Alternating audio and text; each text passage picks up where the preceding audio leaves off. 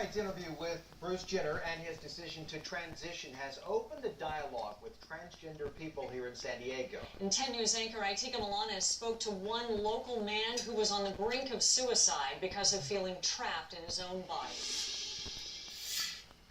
Oh, look at that.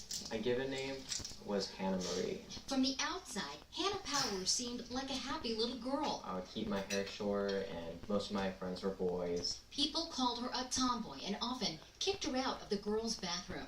Then, right around first grade, the Fallbrook girl realized something wasn't quite right. I said, "Hey Mom, I actually feel like I'm a boy."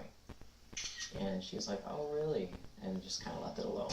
Then, in middle school, Well, I felt trapped, I felt alone. all that internal angst started bubbling to the surface. And that kind of escalated into self-harm, anorexia, bulimia, substance abuse.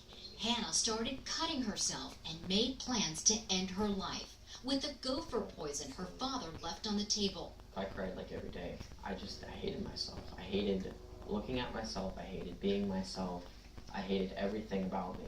In 2011, Hannah's mother checked her into a treatment center for eating disorders. And I told my mom, I said, "No, Mom, I feel like the reason why I want to lose this weight is because I want to lose a lot of my female characteristics." That was the last thing I expected. Michelle Powers felt her world implode. My first thought was, what alien invaded my daughter's body and is speaking through her? I mean, it was just crazy to me. She felt herself drowning in an emotional tsunami.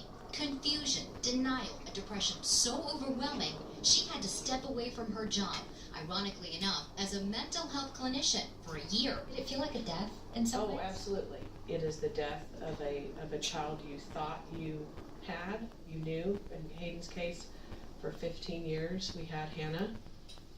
And then here comes Hayden. Fast forward to today. I'm very proud of Hayden now and very supportive of whatever he wants to do. Hayden says he'll be watching Bruce Jenner's interview. I think that it's probably the most courageous thing that you can do.